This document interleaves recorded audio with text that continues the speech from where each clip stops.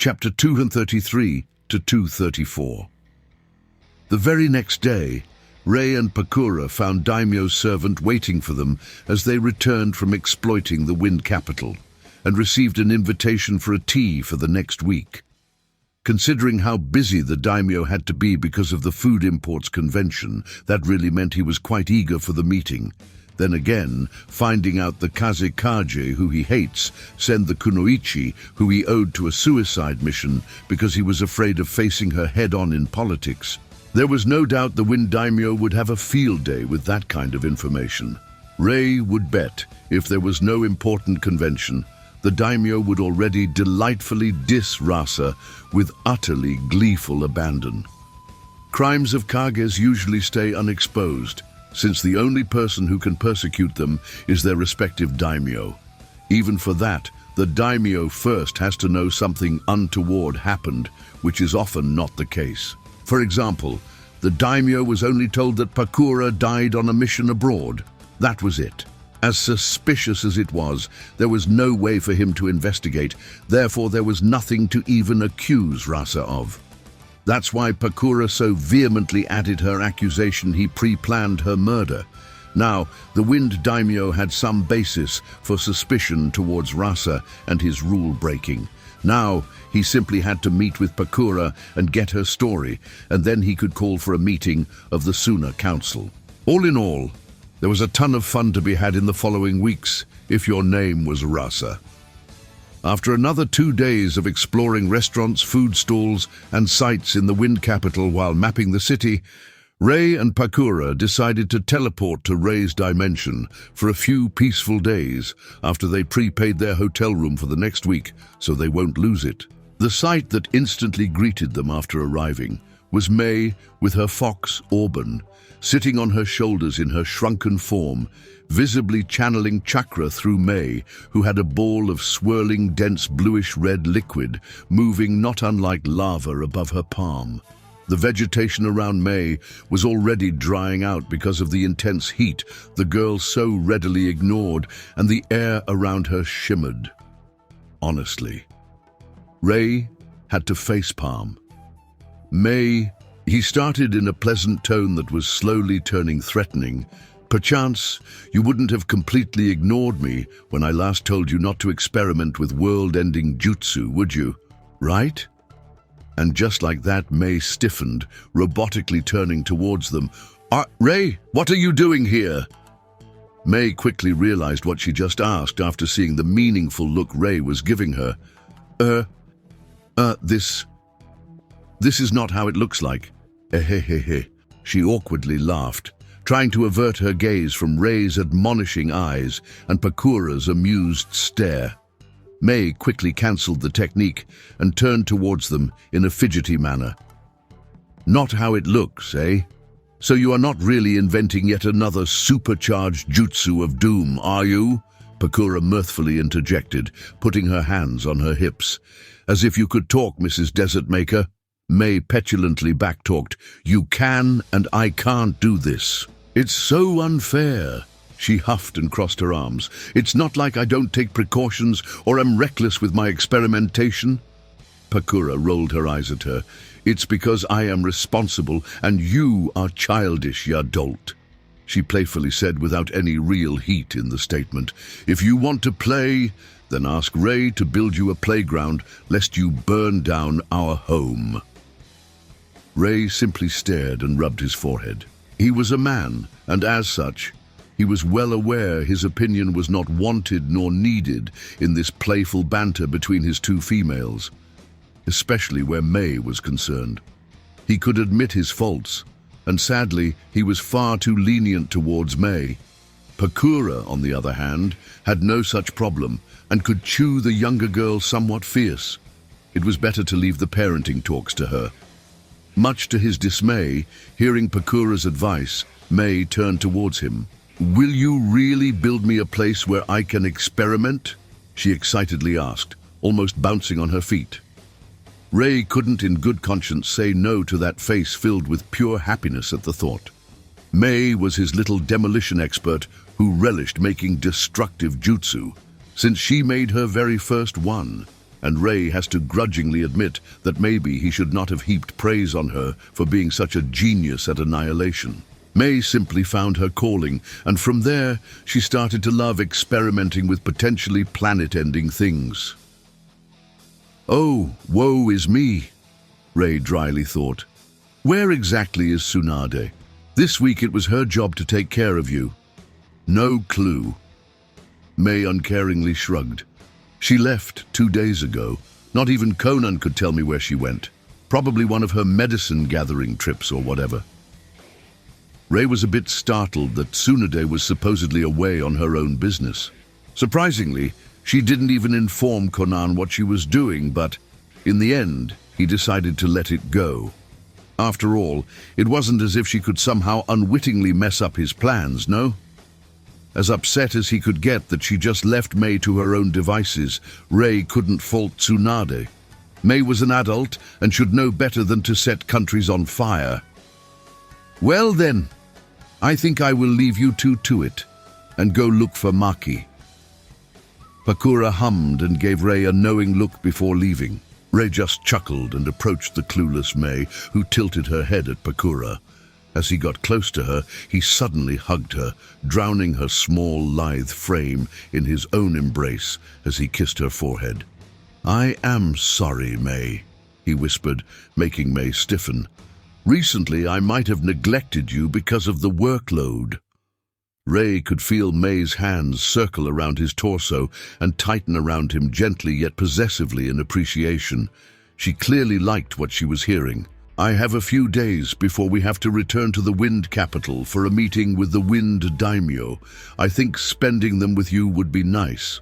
What do you say?"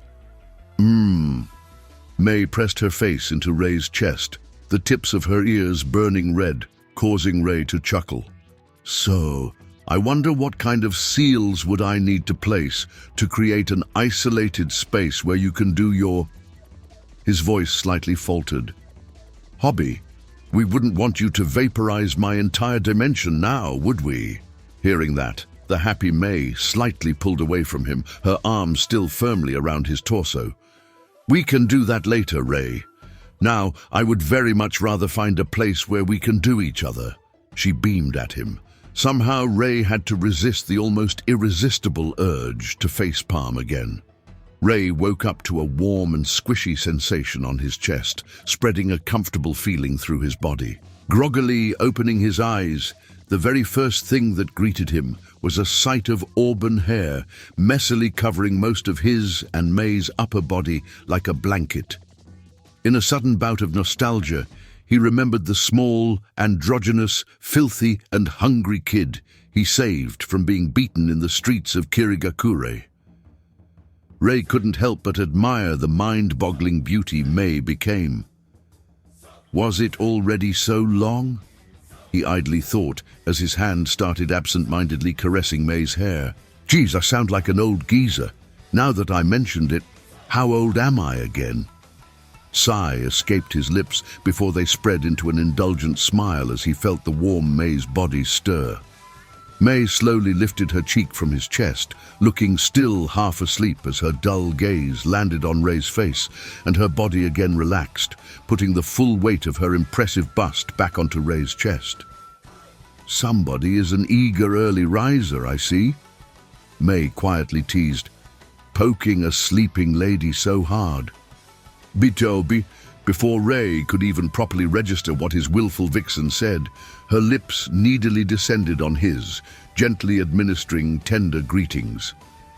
Ray's arms subconsciously circled May's body, landing on her back as he pulled her closer.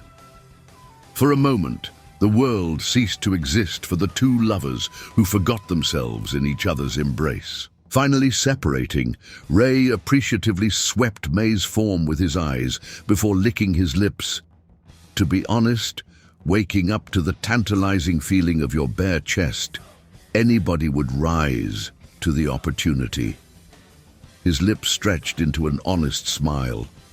May didn't have the energy to clean and clothe themselves after their nightly activities yesterday, and unfortunately, or fortunately for Ray, she decided his body is the best pillow she could ask for and refused to let go. Therefore, both slept completely naked. Sucks to be them then. I already decided only you are invited to enjoy my benefits. She purred and started kissing Ray's chest. Enjoying the feeling for a moment, Ray reluctantly sighed and put his hand on Ray's head, stopping her. We should get up or we will stay in bed for the rest of the day, like the previous 2 days. I swear you are far too good at keeping me here. I had a marvelous teacher. May giggled and tried to continue with her kisses, but Ray stopped her by relocating his hand on her forehead. Uh-oh. He smirked, causing May to cutely pout in a last vain attempt at tempting Ray to stay in bed. I, for one, didn't forget having to construct you a separate place where you can experiment with jutsu. Come on, rise and shine, dear. If I don't finish it now, I fear the next time I return home, it will be just a pile of ash. May reluctantly obeyed, mentally grumbling, I am not that bad, am I?